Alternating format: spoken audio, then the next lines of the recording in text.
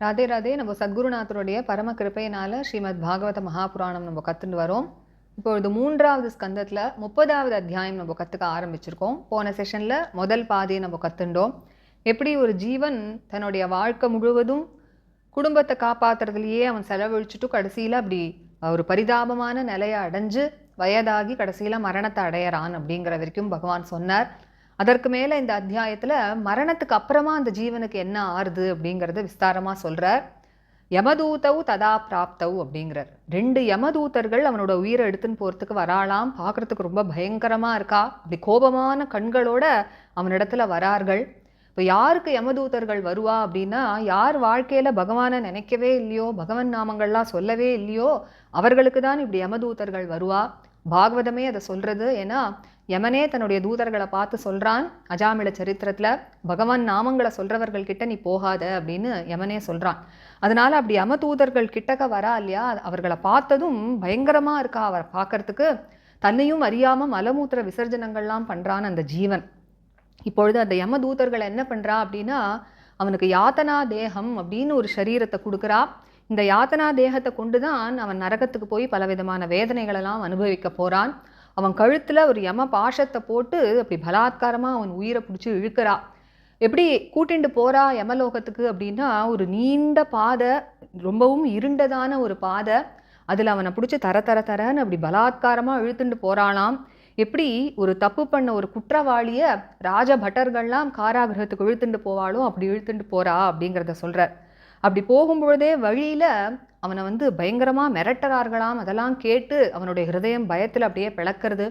வழியில அவன் அப்படி இழுத்துட்டு போகும்போது நாய்கள்லாம் அவனுடைய அங்கங்களெல்லாம் கடிச்சு சாப்பிட்றதாம். அதெல்லாம் அந்த வேதனையெல்லாம் அனுபவிக்கும் பொழுதுதான் தான் பண்ண பாவங்களெல்லாம் அவன் நினைச்சு பார்க்கறானாம். இப்பொழுது அவன் போகக்கூடிய பாதையானது எப்படி இருக்கு, எவ்வளவு சிரமமான ஒரு பாதை அப்படிங்கிறத விஸ்தாரமா சொல்றார். அப்படி பயங்கரமான பசியும் தாகமும் எடுக்கிறதாம் அவனுக்கு. மேலே சூரியன் அப்படியே தகிக்கிறது. சுற்றி வர காட்டு தீ பரவிண்டு வருதாம். அதுலேருந்து அப்படியே வெப்பமான காற்று, உடம்பையே எரிக்கக்கூடிய ஒரு காற்று வீசுறது. தரையோ அப்படி இருக்கு அப்படின்னா, அப்படி கொதிக்கிற மண்ணில் அவன் இழுத்துட்டு போறாளாம். எங்கேயுமே ஒரு ஒதுங்கிறதுக்கு ஒரு நிழலோ குடிக்கிறதுக்கு ஜலமோ இல்லாத ஒரு பாதை. அதுலேயும் இழுத்துண்டு அப்படி போகும்பொழுது அப்பப்போ கஷையடி வேற கொடுக்குறார்களாம். அப்படி அவனால் நடக்கவே முடியலன்னா கூட அவன் அப்படியே இழுத்துண்டு போறார்கள்.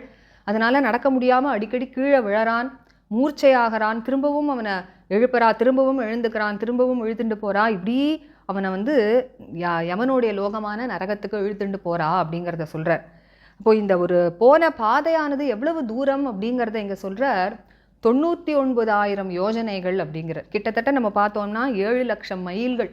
அவ்வளோ தூரமான ஒரு பாதையை எவ்வளோ நாளையில கூட்டிட்டு போறா அப்படின்னா, 2-3 முகூர்த்தம், அதாவது ஒரு 2-3 மணி நேரத்துக்குள்ள அப்படி கூட்டிட்டு போறா அப்படின்னா நம்ம நினைச்சு பார்க்கணும் எவ்வளவு வேகமா அவனை இழுத்துட்டு போயிருப்பா. அப்ப எத்தகைய ஒரு வேதனையை அந்த ஜீவன் அனுபவிச்சிருப்பான் அப்படிங்கிறத. இப்போ இதற்கு மேல அப்படி யமலோகத்துக்கு போனதுக்கு அப்புறமாக அவனுக்கு என்னெல்லாம் தண்டனைகள்லாம் கொடுக்குறா அப்படிங்கிறத ஒரு 4 ஸ்லோகங்கள்ல சுருக்கமா சொல்றார். அவனுடைய சரீரத்தை எரியற பொருட்களால் அப்படி சூழ வச்சு அந்த சரீரத்தையே அப்படியே எரிக்கிறாளாம். சில சமயம் அவனோட அங்கத்தில் இருக்கக்கூடிய மாம்சத்தை அவனேவோ அல்லது மற்றவர்களோ வெட்டி கொடுக்க அவனையே சாப்பிடும்படி பண்ணுறார்களாம்.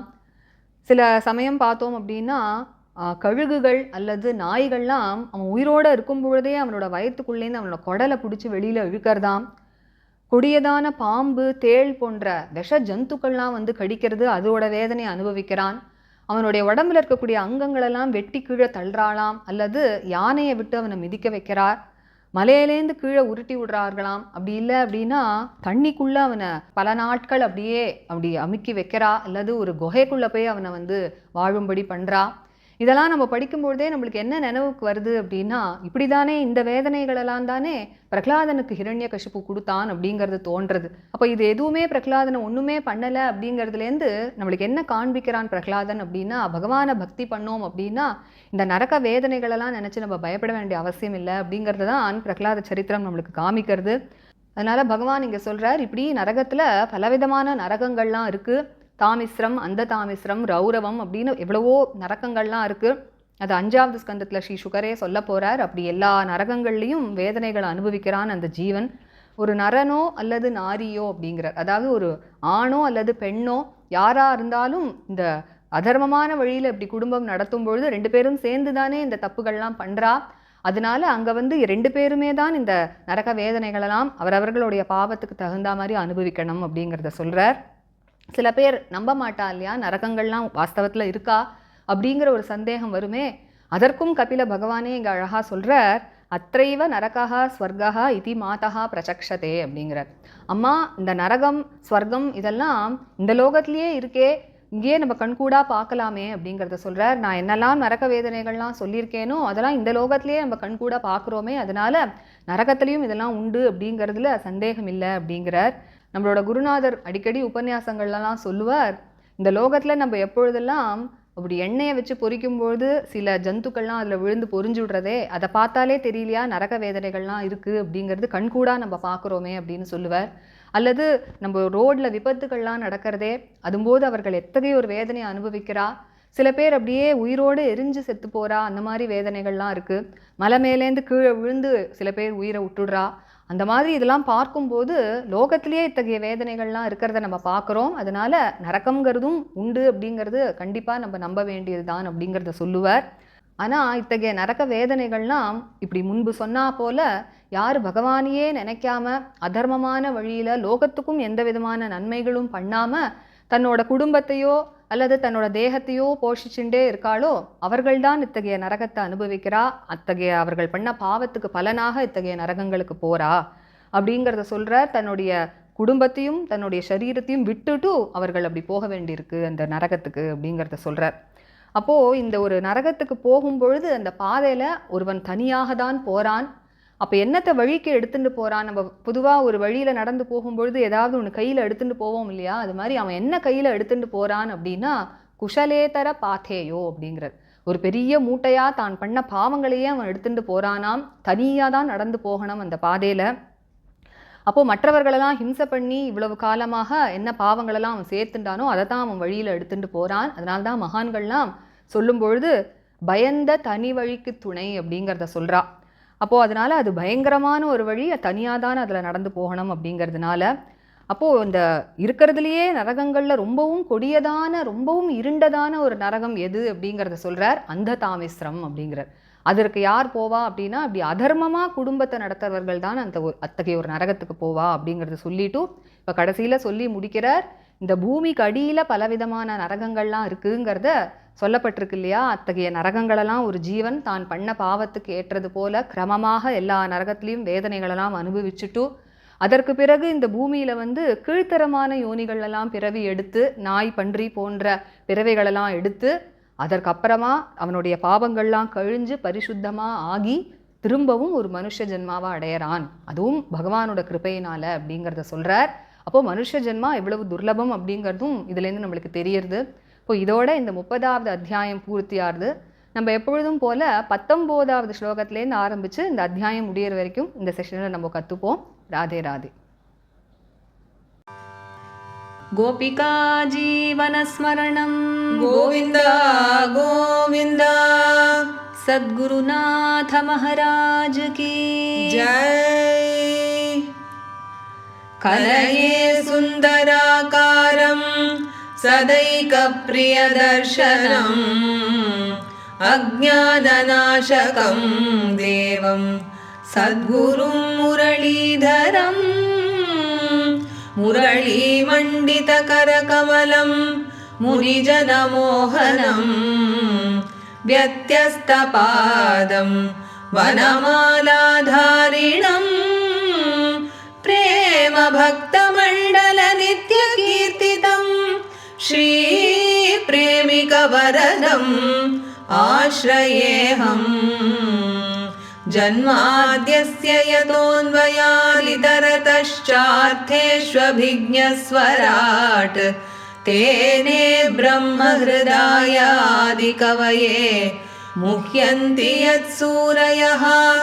तेजो वारिमृदां यथा विनिमयो यत्र त्रिसर्गो मृषा धाम्ना स्वेन सदा निरस्तकुहकं सत्यं परं धीमहि।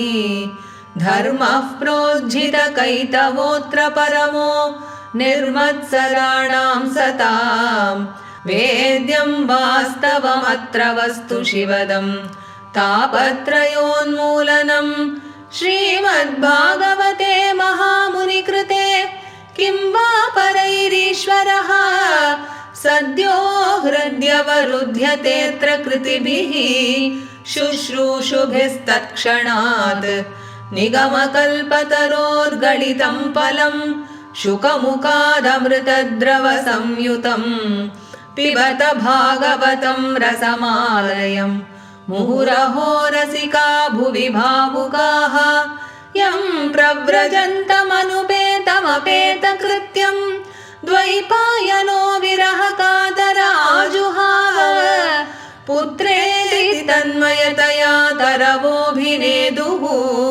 तं सर्वभूतहृदयं मुनिमानतोऽस्मि यस्वानुभावमखिल श्रुतिसारमेकम् अध्यात्मदीपम् अतितितीर्षतां तमोऽन्धं संसारिणां करुणयाः पुराणगुह्यं तं व्याससूनुमुपयामि गुरुं मुनीनां नारायणं नमस्कृत्य नरं चैव नरोत्तमं देवीं सरस्वतीं व्यासं ततो जयमुदीरयेत् कृष्णाय वासुदेवाय देवकीनन्दनाय च नन्दगोपकुमाराय गोविन्दाय नमो नमः कृष्णाय वासुदेवाय हरये परमात्मने प्रणतक्लेशनाशाय गोविन्दाय नमो नमः नाम संकीर्तनं यस्य सर्वपापप्रणाशनं प्रणामो दुःखशमनः तं नमामि हरिं परम्। गोपिका जीवनस्मरणं गोविन्द गोविन्द सद्गुरुनाथ महाराज की जय। यमदूतौ तदा प्राप्तौ यमदूतौ तदा प्राप्तौ यमदूतौ तदा प्राप्तौ भीमौ सरभसे क्षणौ भीमौ सरभसे क्षणौ भीमौ सरभसे क्षणौ सरभस ई क्षणौ सदृष्ट्वा त्रस्तहृदयः सदृष्ट्वा त्रस्तहृदयः सदृष्ट्वा त्रस्तहृदयः शकृन्मूत्रं विमुञ्चति शकृन्मूत्रं विमुञ्चति शकृन्मूत्रं विमुञ्चति यातना देह आवृत्य यातना देह आवृत्य यातना देह आवृत्य पाशैः बद्ध्वा गले बलात् पाशैर्बद्ध्वा गले बलात् पाशैर्बद्ध्वा गले बलात् नयतो दीर्घम् अध्वानं नयतो दीर्घम् अध्वानं नयतो दीर्घमध्वानं दण्ड्यं राजभटायथा दण्ड्यं राजभटायथा दण्ड्यं राजभटायथा तयोः निर्भिन्नहृदयः तयोर्निर्भिन्नहृदयः तयोर्निर्भिन्नहृदयः तर्जनैः जातवेपथुः तर्जनैर्जातवेपथुः तर्जनैर्जातवेपथुः पथि श्वभिः भक्ष्यमाणः पथि श्वभिर्भक्ष्यमाणः पथि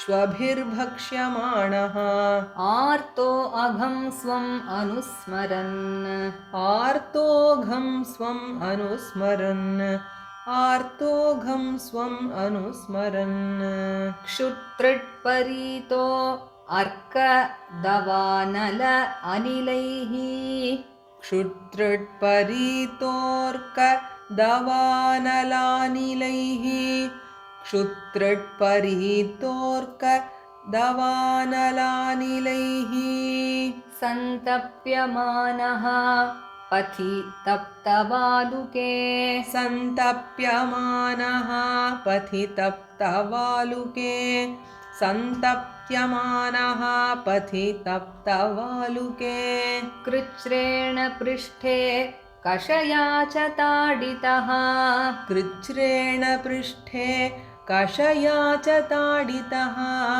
कृच्छ्रेण पृष्ठे कषया च ताडितः चलति अशक्तोऽपि निराश्रमोदके चलत्यशक्तोऽपि निराश्रमोदके चलत्यशक्तोऽपि निराश्रमोदके तत्र तत्र पतन् श्रान्तो तत्र तत्र पतन् श्रान्तो तत्र तत्र पतन् श्रान्तो मूर्छितः पुनरुत्थितः मूर्छितः पुनरुत्थितः मूर्छितः पुनरुत्थितः पथा पापीयसानीतः पथा पापीयसानीतः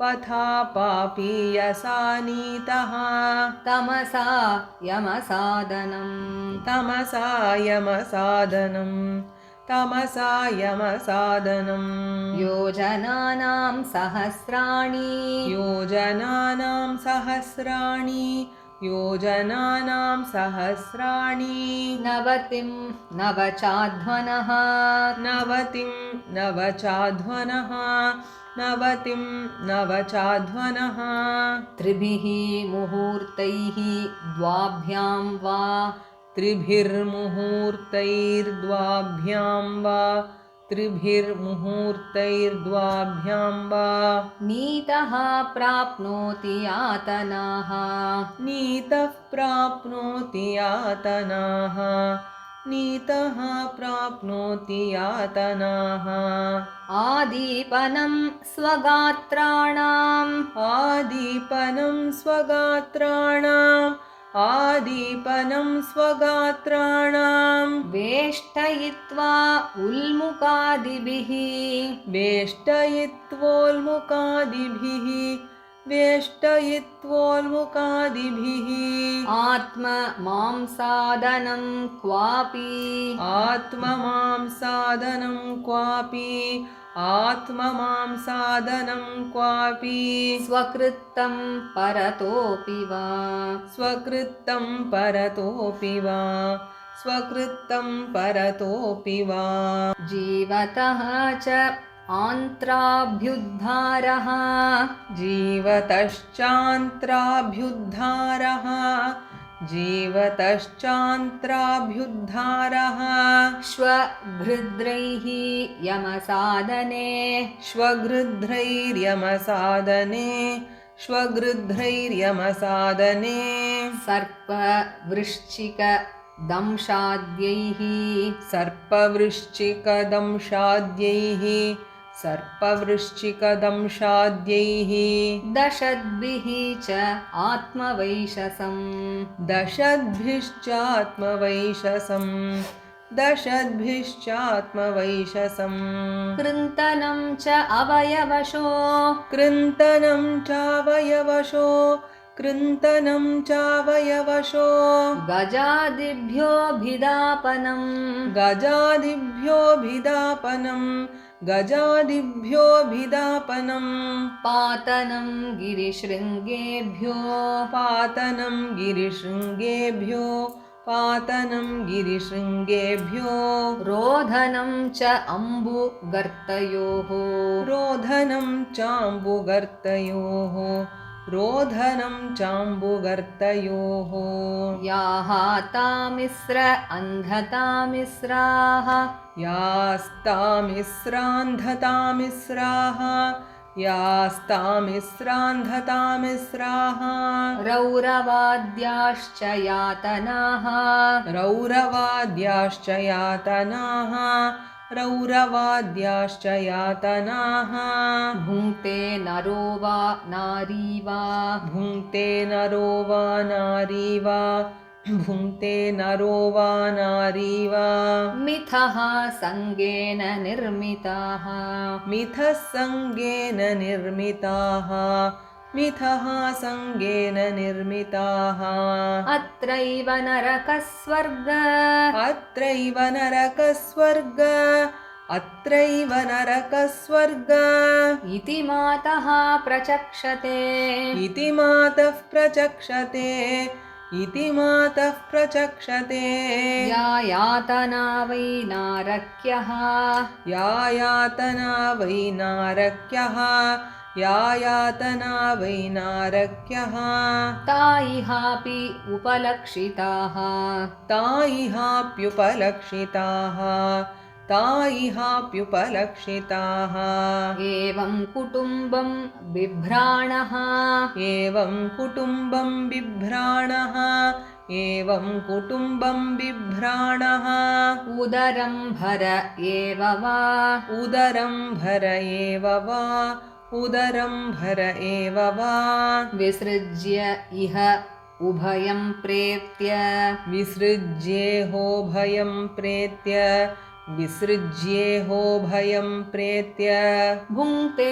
तत्फलम् ईदृशम् भुङ्क्ते तत्फलम् ईदृशम् भुङ्क्ते तत्फलम् ईदृशम् एकः प्रपद्यते ध्वान्तम् एकः प्रपद्यते ध्वान्तम् एकः प्रपद्यते ध्वान्तम् हित्वेदं स्वकलेवरम् हित्वेदं स्वकलेवरम् हित्वेदं स्वकलेवरम् कुशलेतर पाथेयो कुशलेतरपाथेयो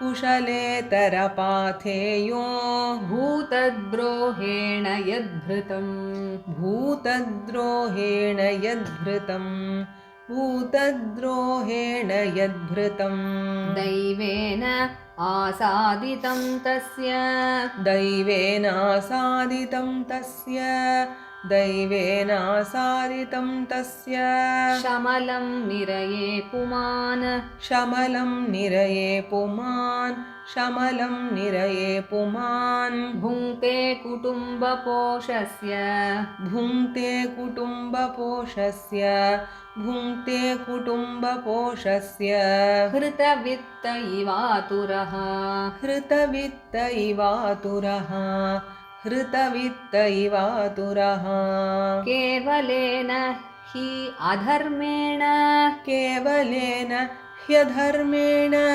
केवलेन ह्यधर्मेण कुटुम्बभरणोत्सुकः कुटुम्बभरणोत्सुकः कुटुम्बभरणोत्सुकः याति जीवो अन्धतामिस्रम् याति जीवोऽन्धतामिस्रम् याति जीवोऽन्धतामिस्रम् चरमं तमसः पदम् चरमं तमसः पदम् चरमं तमसः पदम् अधस्तात् नरलोकस्य अधस्तान्नरलोकस्य अधस्तान्नरलोकस्य यावती हि यातनादयः यावतीर्यातनादयः यावतीर्यातनादयः क्रमशः समनुक्रम्य क्रमशः समनुक्रम्य क्रमशः समनुक्रम्य पुनः अत्र आव्रजेत् शुचिः पुनरत्राव्रजेत् शुचिः पुनरत्राव्रजेत् शुचिः இப்போ நம்ம 19வது ஸ்லோகத்திலேருந்து இந்த அத்தியாயம் முடிகிற வரைக்கும் சேர்ந்து படிக்கலாம் ஃப்ரம் தி 19th ஸ்லோகா यमदूतौ तदा प्राप्तौ भीमौ सरभसे क्षणौ स दृष्ट्वा त्रस्तहृदयः शकृन्मूत्रं विमुञ्चति यातना देह आवृत्य पाशैर्बद्ध्वा गले बलात् नयतो दीर्घमध्वानं दण्ड्यं राजभटायथा तयोर्निर्भिन्नहृदयः तर्जनैर्जातवेपथुः पथिष्वभिर्भक्ष्यमाणः आर्तोघं स्वम् अनुस्मरन् क्षुत्रिट्परीतोर्कदवानलानिलैः सन्तप्यमानः पथि तप्तवालुके कृच्छ्रेण पृष्ठे कषया च ताडितः चलत्यशक्तोऽपि निराश्रमोदके तत्र तत्र पतन् श्रान्तो मूर्छितः पुनरुत्थितः पथापापीयसानीतः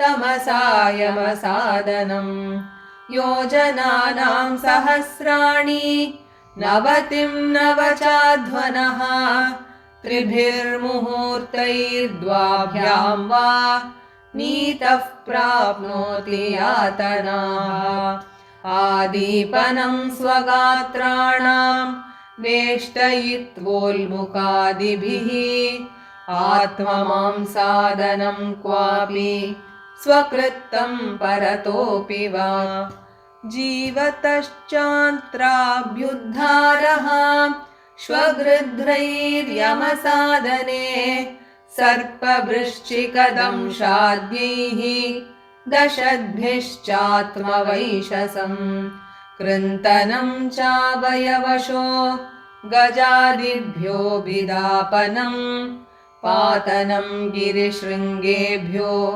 रोधनं चाम्बुगर्तयोः यास्तामिस्रान्धतामिस्राः रौरवाद्याश्च यातनाः भुङ्क्ते नरो वा नारी वा विधः सङ्गेन निर्मिताः अत्रैव नरकस्वर्ग इति मातः प्रचक्षते या यातना वै नारक्यः ता इहाप्युपलक्षिताः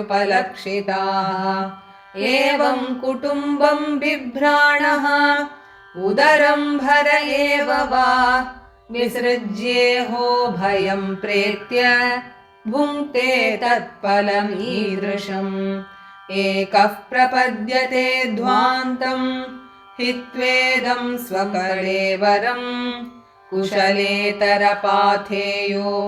भूतद्रोहेण यद्धृतं दैवेनासादितं तस्य शमलं निरये पुमान् भुङ्क्ते कुटुम्बपोषस्य हृतवित्त इवातुरः केवलेन ह्यधर्मेण कुटुम्बभरणोत्सुकः याति जीवोऽन्धतामिस्रं चरमं तमसः पदम् अधस्तान्नरलोकस्य यावतीर्यातनादयः क्रमशः समनुक्रम्य पुनरत्राव्रजेत् शुचिः श्रीहरये नमः श्रीहरये नमः श्रीहरये नमः गोपिका जीवनस्मरणं गोविन्द गोविन्द सद्गुरु महाराज की जय இந்த செஷன் படிச்ச ராகம் நாதநாம கிரியா.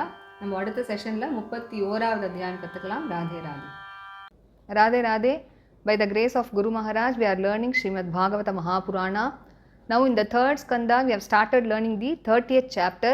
In the previous session, we learned the first half of the 30th chapter, wherein we saw how Kapila Bhagavan described how a jiva spends his entire life and energy in taking care of his family, and later he attains old age and then dies in a very pitiable manner. And so further in this chapter, he says what happens to that jiva after death. He says, Yamadutau tada praptau. He says two attendants of Yama, they come to take him to Yama's abode, and they are looking so terrible and their eyes are full of anger. And the Bhagavata itself says that Yamadutas come to take a jiva's life only when he has never chanted the names of Bhagavan or has never done devotion to Bhagavan. And so when these Yamadutas come, this jiva is so terrified to look at him that he passes urine and stools and all that, and they give this body a body called Yatana Deha, which is the body which goes to hell and experiences all the tortures in hell. They put a cord around his neck and they drag him forcibly towards the abode of Yama through a very long path which is very, very dark. And like how a convict is being dragged to the prison by the soldiers, the Yamadutas, they drag this jiva in that manner. And on the way, They keep always threatening him with harsh words, and his heart is being torn with fear to hear all that. And he is also bitten by dogs when he is being dragged on that way. And so at this moment, the Jiva recalls all the sins that he had committed. And Kapila Bhagavan describes his journey on this path, how hellish it is. He says he is tormented by thirst and hunger, and he is scorched by hot sun above his head, and there is forest fire that is raging all around him, and the wind that blows is so hot, and also the ground is so hot because of the sand that is burning hot, and he has to walk on that, or he is being dragged in that, and he is whipped all along while he walks on that way, and the path has no shelter, or even he has no water to drink there. And though he is unable to walk, he is being dragged on that path, and again he falters, he falls down, he swoons, and he rises up again. In this manner he is dragged towards the abode of Yama. And this path that he crossed is 99,000 yojanas long, which means it is nearly 7 lakh miles, and he is taken through that path in just 2 or 3 hours. So one can imagine what kind of torture he must have experienced while crossing that path. And now further Kapila Bhagavan describes the tortures and punishments that he is given after he reaches the abode of Yama. His body is wrapped with all the burning substances, and his body is set to fire. Sometimes he is made to cut his own flesh, or some others they cut his flesh and he is made to eat his own flesh. And vultures and dogs, they pull out his intestines even when he is alive and is watching all that. And sometimes he experiences great pain when poisonous animals like serpents, scorpions, they all bite him. His limbs are being chopped off one by one, or he is made to be trampled upon by elephants. He is hurled down from huge mountains sometimes, and he is held captive underwater or within caves. And when we read all this, surprisingly we are reminded of all the tortures that Prahlada was put to by Hiranyakashipu, isn't it? But all these tortures didn't do any harm to Prahlada because of his devotion to Bhagavan. And so Prahlada Charitra tells us that if we are devoted to Bhagavan, we need not fear all these hellish tortures at all. And Kapila Bhagavan says that there are many hells, and like Tamisra, Andha Tamisra, Raurava and so on, whether it is a man or woman, when they have committed sins together in a family life, then both of them have to go there and experience the results of their sins, he says. Some people, they might not believe that such places like hell and heaven exist, isn't it? So for that also Kapila Bhagavan says, Atraiva narakaha swargaha iti mataha prachakshate. He says, oh mother, here in this world itself, I think hell and heaven are present, because all these hellish tortures that I described to you, we can see in this very world itself, he says. And our Guru Maharaj also would very often tell in all his lectures that whenever we see small insects being fried in oil when we cook, then that is hell indeed, he would say. And we see so many accidents on the road where people die out of great injuries, and we see people being burned to death, we see people falling from great mountains. And so all these hellish tortures are there right in front of our eyes. So there is nothing that can make us not believe that places like hell can exist. But Bhagavata says that only those who keep nourishing their family and their bodies through adharma and do not think of God at all, or do not help anybody else in this world, only such people go to these hellish regions and experience the results of their sins. And the Jiva, he also has to reach hell all alone only. He has to traverse that dark path all alone. That is why the Mahans say that Bhayanda Tani Vali, they say. It is a very fearful path where a person has to go all alone. And what does he carry with him while he goes on that path? Because whenever we travel, we carry a luggage, isn't it? So here he says he carries the luggage of all his sins that he had accumulated by torturing all the other people in this world, he says. And then he says there is a Naraka called Andha Tamisra, which is the darkest of all hells, and it is this hell that these people reach who nourish their families and bodies only through adharma. And then Kapila Bhagavan says, after having undergone all these hellish tortures, in due course, the Jiva is now purified. He again comes to earth. He is born in the lower species of life like dogs or pigs and so on. And then finally, after being purged of all his sins, he again gets a human birth. So we can see how rare it is to get a human birth, and that too he gets it only by the grace of God. And so with this ends the 30th chapter of the third skanda. So let us meet in the next session while we learn the 31st chapter. Radhe Radhe.